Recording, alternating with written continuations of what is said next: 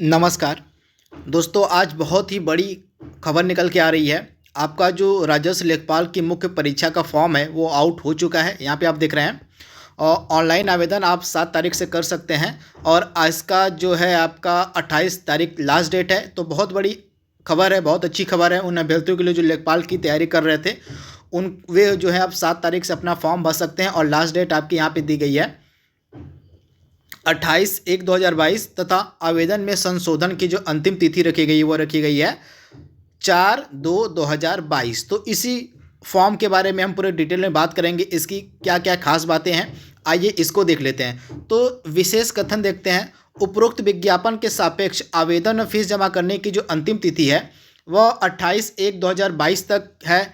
इस तिथि के बाद कोई आवेदन फीस स्वीकार नहीं होगी। आवेदक अपने आवेदन का प्रिंट आउट तब तक नहीं निकाल सकेगा जब तक कि उसकी फीस का समायोजन बैंक द्वारा नहीं कर दिया जाता है। अंततः ये अभ्यर्थी द्वारा बैंक से शुल्क का समायोजन 28/1/2022 तक अथवा उसके पश्चात विलंबतः 7 दिवस के अंदर अर्थात 4/1/2022 तक अनिवार्य रूप से करा लेना है। इस अवधि में अभ्यर्थी अपने आवेदन में अनुमन्य विवरण को संशोधित भी कर सकते हैं, यानी कि 4 तारीख तक आप अपने जो आपका जो डिटेल आपने भरा था, जो एप्लीकेशन फॉर्म आपने भरा था, उसमें जो है आप संशोधन कर सकते हैं। तो ये इंपॉर्टेंट डेट्स हैं, आप इनको ध्यान में रख लीजिएगा।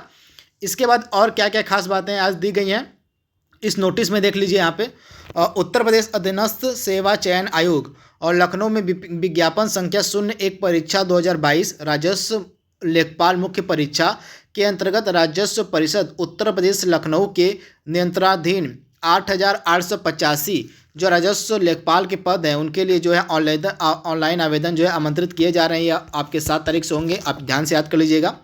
इसके बाद राजस्व लेखपाल मुख्य परीक्षा हेतु अभ्यर्थियों की शॉर्ट लिस्टिंग उनके प्रारंभिक अर्हता परीक्षा के स्कोर के आधार पर ही की जाएगी। इस परीक्षा में प्रतिभाग हेतु केवल वही अभ्यर्थी आवेदन कर सकते हैं जो प्रारंभिक अर्हता परीक्षा यानी कि पीईटी में सम्मिलित हुए थे और उन्हें आयोग द्वारा स्कोर कार्ड जारी किया, यानी कि सिर्फ वे ही अभ्यर्थी जो हैं इस परीक्षा में बैठ सकते हैं जिन्होंने पीईटी की परीक्षा को दी थी। तो आप इसे ध्यान से देख लीजिएगा। इसके बाद परंतु यह कि जब तक आयोग स्तर से जांच के अधीन अंडर इन्वेस्टिगेशन और औपबंधिक प्रोविजनल श्रेणियों के अभ्यर्थियों के प्रकरणों में अंतिम निर्णय नहीं लिया जाता, तब तक इन श्रेणियों के अभ्यर्थियों को भी आयोग द्वारा आयोजित की जाने वाले विभिन्न मुख्य परीक्षाओं में आवेदन की औपबंधिक रूप से अनुमति इस प्रतिबंध के साथ प्रदान की जाती है। तो इसे भी आप ध्यान से याद कर लीजिएगा। और यहाँ पे आप देख रहे हैं ऑनलाइन आवेदन करने वाले अभ्यर्थियों के लिए आवश्यक सूचना, आप upsc.gov.in पर जाके और सिंपली फॉर्म भर सकते हैं। ये वेबसाइट है, ऑफिशियल वेबसाइट पर ही जाके आप फॉर्म भरिएगा।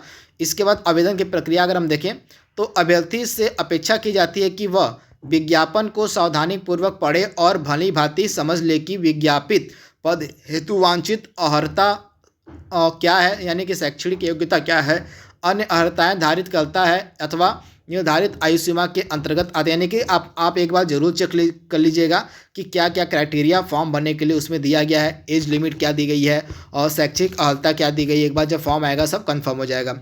अभ्यर्थी विज्ञापन में इंगित निर्धारित अर्हता और शैक्षणिक योग्यता धारण करने पर ही आवेदन पत्र भरने की प्रक्रिया प्रारंभ करेंगे। तो ये छोटी सी बात है।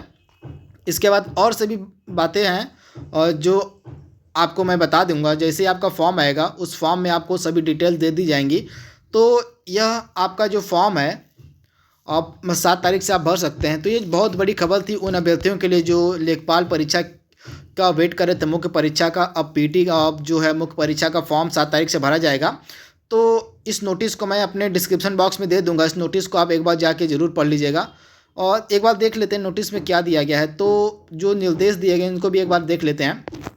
और यहाँ पे आप देख रहे हैं प्रारंभिक अर्हता परीक्षा के रजिस्ट्रेशन नंबर के साथ अभ्यर्थीगण का प्रमाणीकरण या लॉगिन होगा। तो यहाँ पे आप देख रहे हैं अभ्यर्थी को प्रारंभिक अर्हता परीक्षा यानी कि पीईटी के रजिस्ट्रेशन नंबर के साथ ही प्रमाणीकरण हेतु 2 विकल्प उपलब्ध कराए जाएंगे, यानी कि पीईटी का जो रजिस्ट्रेशन नंबर होगा उसी से जो है आपका प्रमाणीकरण किया जाएगा। एक यहाँ पे देख रहे हैं व्यक्तिगत विवरण के साथ और दूसरा है ओटीपी के माध्यम से। व्यक्तिगत विवरण में क्या आपका है, प्रारंभिक अर्हता परीक्षा 2021 के रजिस्ट्रेशन नंबर, जन्म तिथि, लिंग, उत्तर प्रदेश का मूल निवास व श्रेणी संबंधित विवरण भरकर आवेदन हेतु लॉगिन कर सकता है अभ्यर्थी, या OTP के माध्यम से क्या है, अभ्यर्थी प्रारंभिक अर्हता परीक्षा 2021 के रजिस्ट्रेशन नंबर व रजिस्टर्ड मोबाइल नंबर ईमेल द्वारा प्रेषित किए गए OTP के माध्यम से भी लॉगिन कर सकता है। तो 2 प्रकार के आपके विकल्प दिए गए हैं लॉगिन करने के, इन्हें आप देख लीजिएगा। और अपना जो PET का आपका रजिस्ट्रेशन नंबर उसको आप खोज के रखिएगा ध्यान से, जब फॉर्म आपको भरना पड़ेगा तो। और आवेदन की अगर हम बात करें तो इस भाग में लॉगिन करने के उपरांत अभ्यर्थी को प्रारंभिक अर्हता परीक्षा में दर्ज की गई अपनी व्यक्तिगत सूचनाएं जैसे नाम, पिता का नाम, माता का नाम, उत्तर प्रदेश का मूल निवासी, श्रेणी EWS, शैक्षणिक आरक्षण से संबंधित विवरण, जन्म तिथि, लिंग, वैवाहिक स्थिति, संपर्क हेतु मोबाइल नंबर, ईमेल आदि जो है जो पहले आप भरे होंगे वो आपको स्वयं प्रदर्शित दिख जाएगा। यानी कि जैसे ही आप लॉगिन करेंगे आपके सामने ये सभी जो सूचनाएं आपके सामने आ जाएंगी, यानी कि जो भी सूचनाएं आप PET में भरे होंगे वो सामने आपके खुल के आ जाएंगे।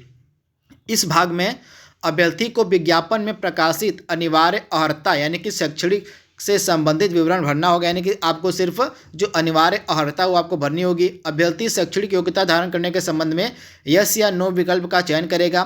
तदुपरांत बोर्ड, संस्था, विश्वविद्यालय का नाम, उत्तीर्ण करने का वर्ष, सर्टिफिकेट, रोल नंबर, अर्हता संबंधी प्रमाण पत्र जारी करने की तिथि तथा प्राप्तांक संबंधित विवरण आदि अंकित करेगा। उसमें आपको भरना होगा, यानी कि जहाँ जहाँ से आपने डिग्री हासिल की होगी, जहाँ जहाँ से आप पढ़े होंगे उसके बारे में आपको डिटेल भरनी होगी।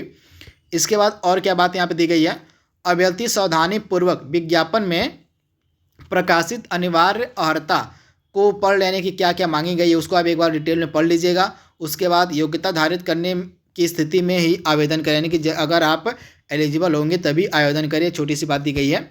इसके बाद वेब पेज पर नीचे की ओर इंटर वेरिफिकेशन कोड में दिखाए गए वेरिफिकेशन कोड को प्रविष्ट करने के पश्चात सबमिट बटन पर क्लिक करें। फॉर्म सबमिट होते ही अभ्यर्थी का आवेदन पत्र प्रदर्शित होगा जिसमें 11 अंकों का रजिस्ट्रेशन नंबर अन्य विवरण के साथ आपको मिलेगा। इसके बाद आपको फ़ोटो और सिग्नेचर अपलोड करने होंगे और इसके बाद फ़ोटो सिग्नेचर के बाद जो है कुछ अन्य डिटेल आपको देनी होंगी, तो इसको भी आपको भरना होगा और लास्ट में आपको डिक्लेरेशन देना होगा और डिक्लेरेशन के बाद जो है सेव और प्रोसीड का आपका ऑप्शन आएगा और उसके बाद आपको फ़ीस पेमेंट करनी होगी और आपका जो फॉर्म है वह फाइनल सबमिट हो जाएगा।